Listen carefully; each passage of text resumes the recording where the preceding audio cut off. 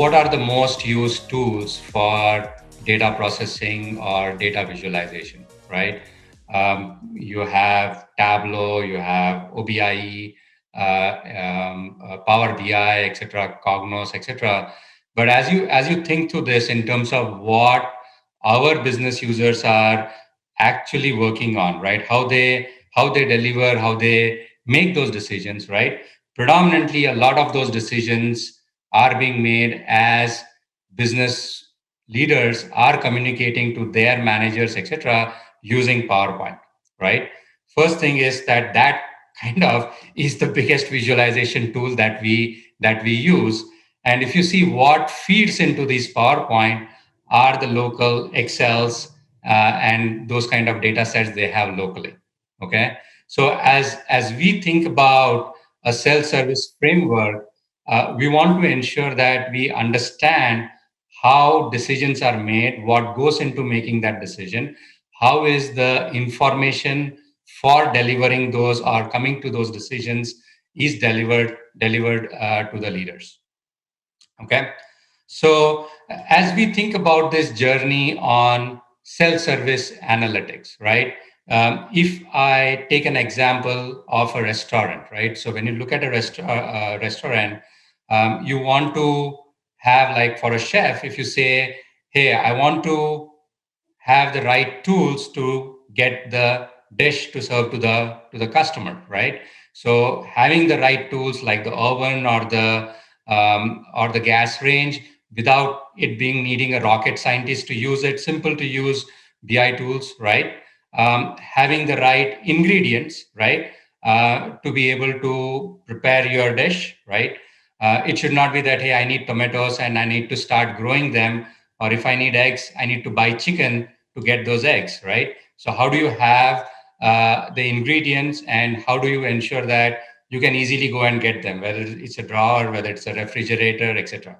Okay, so self-service is a framework where the business users, right? This is not about IT. This is about the business users who want to do things on their own. Okay, so that is kind of the framework that we have. And so as we think about moving in this direction, one of the first things we have to understand is the organization dynamics. Okay, because I heard some discussions earlier through this forum.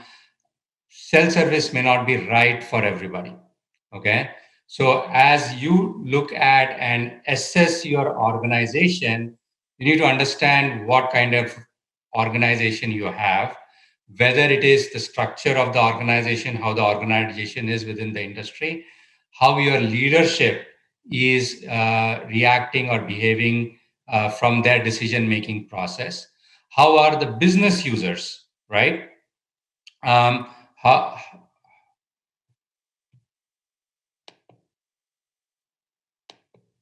sorry, I got disconnected. How are the business users using the data? How do they work with the data, etc.? And how is the IT ecosystem there, right? Some simple things like, when you have a leader, is a leader expecting a deck of papers or printed paper when they are having a meeting, or are they looking online on a dashboard to look at the insights or the outcomes from the data, right? Or when you look at business users, right, are they coming in where they are saying that, hey, I do they expect fully built solutions, or they are ready to get their hands dirty, right? So these are all the things that go into determining what kind of framework you need. How do you drive your overall data strategy, where the self-service strategy is a component of your overall strategy. Okay, and this is not something that is, you can say, hey, this is how my whole organization would be. It may be department by department. You may have to fine tune it differently, right?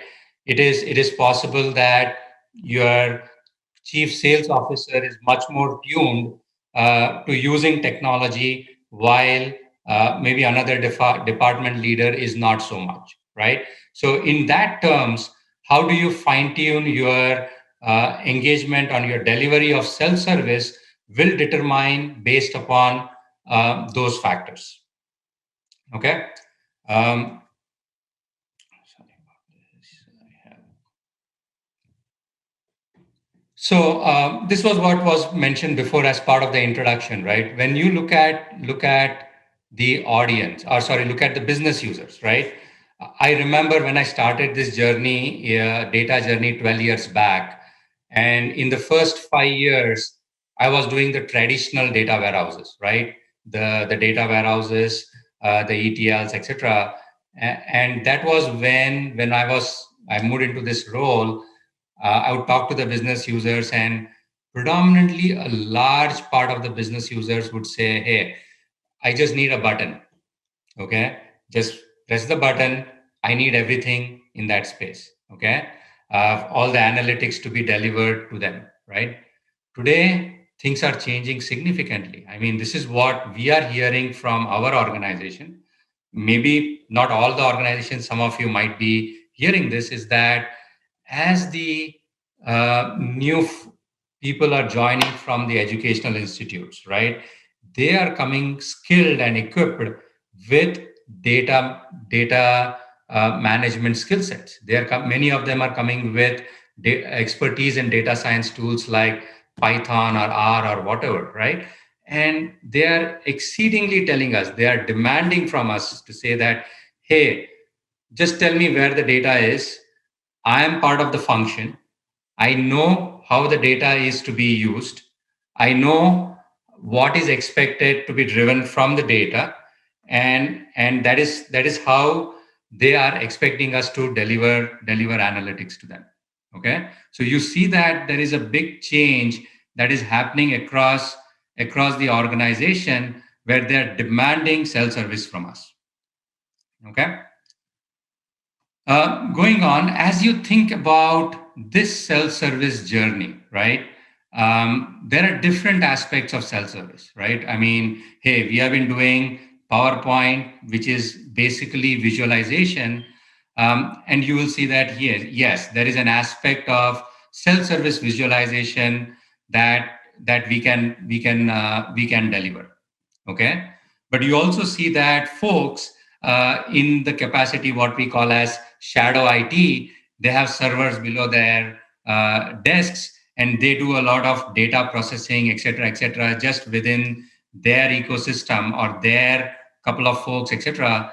There is an aspect of where we bring them onto our ecosystem where they can themselves do the data processing, do the data linking, do the data shaping, cleanups, removing exceptions, things like that, right? So there is as you mature, there's the next step of maturity that comes in, which gets into self-service data processing, right? And then you get into self-service data science, right? I mean, if you remember, I still remember back in school when the first Excel was Lotus 123, and we were very happy that it could do A plus combine cell A with cell B automatically and things like that.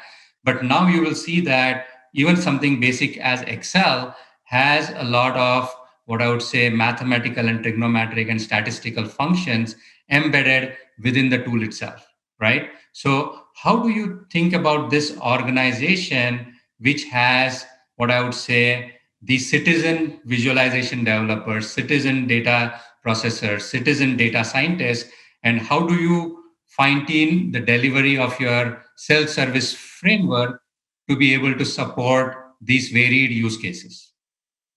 Okay. So as we look at it, right, and this is one thing that we need to kind of open our minds to, right? If you look historically, we had self-service. It wasn't that it wasn't there, right? You had tools like Cognos, business objects, etc., where, for example, in business, you could create a universe and you could provide, hey, you can drag and drop and create your own reports, right?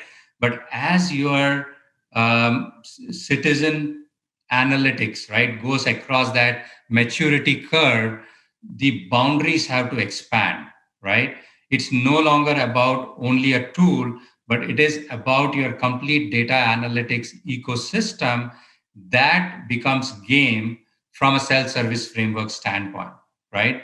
Whether it is your visualization tools, whether it is your exploration tools, whether it is even the data in the data lake or whatever analytics ecosystem you have, that becomes part of the discussion from a self-service standpoint, right? So we need to think about how our frame of reference becomes bigger for the self-service to become more effective to be able to deliver to them. Because when you look at the business user who had a desktop, who had a server below their desktop, they were doing all of these things. They were doing data modeling, right?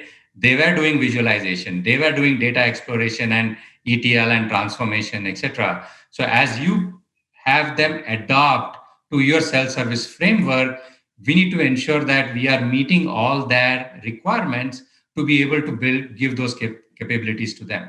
Because if we just, when they had all of these capabilities and we bring them on and say, hey, now you can only do visualizations and not the rest, then they go back into the shadows, right? They go back into doing what they were doing, because that is where they are able to quickly turn around things and deliver their outcomes that their managers are expecting from them.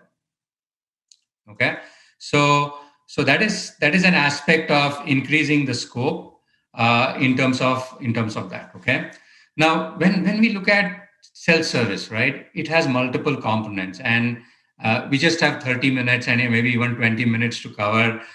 This will not be doing justice, because each of these bullets that I have shown here merits a long conversation in itself, right?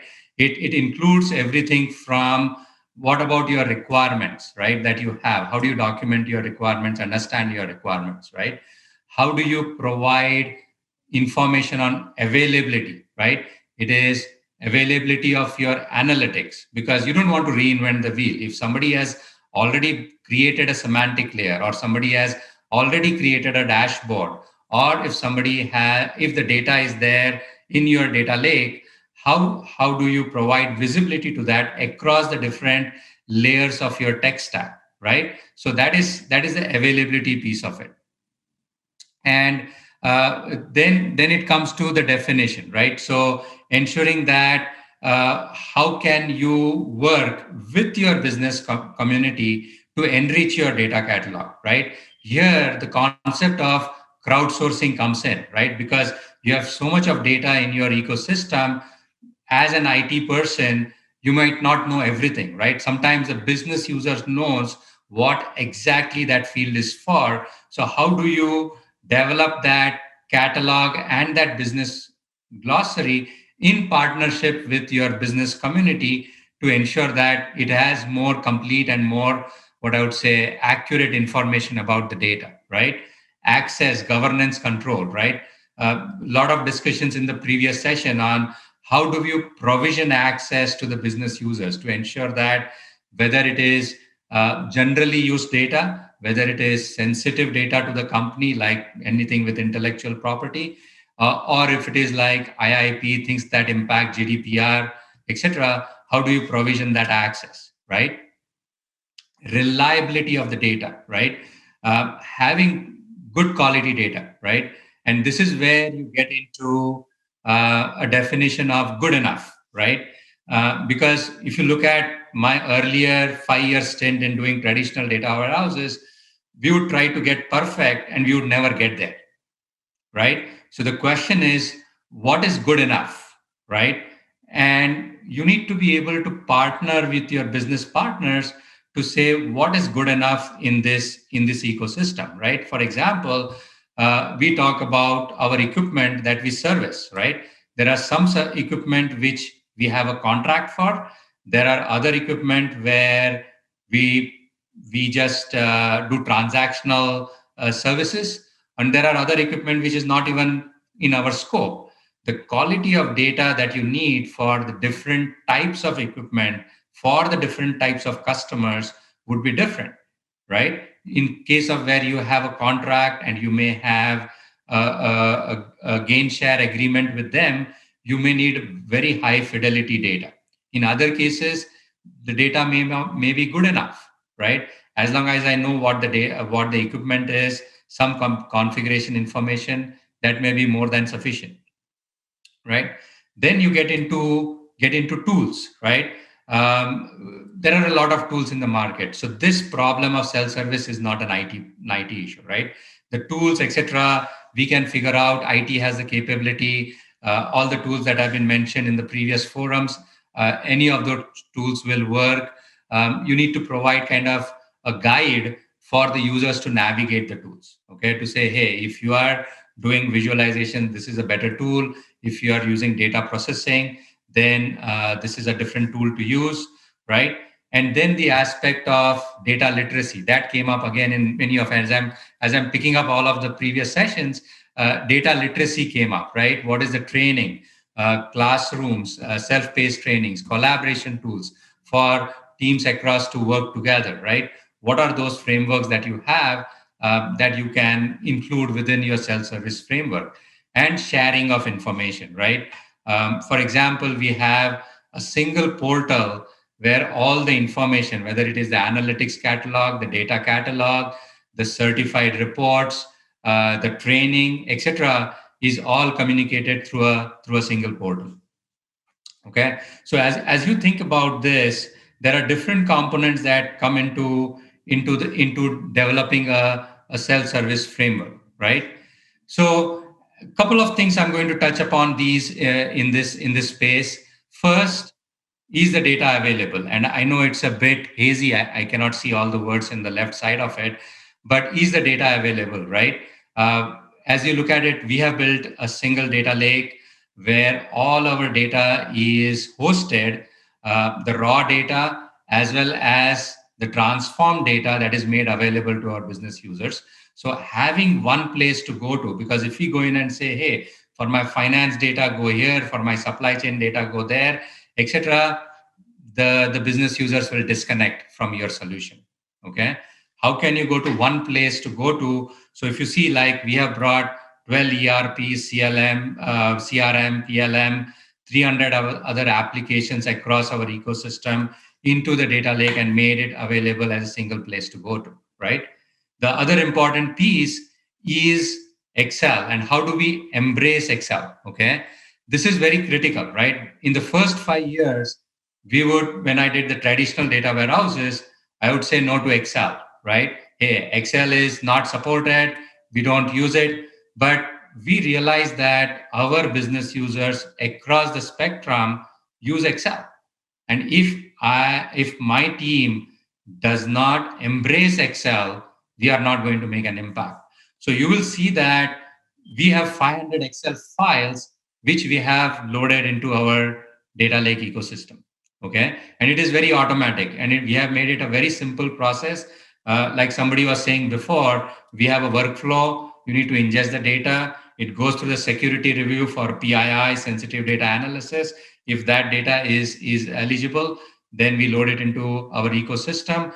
They put it in a shared drive, made it in such a way that anytime the business user updates that Excel in their desktop, it within 20 minutes it gets loaded into the data lake, and the dashboards and whatever gets refreshed and is made available to them.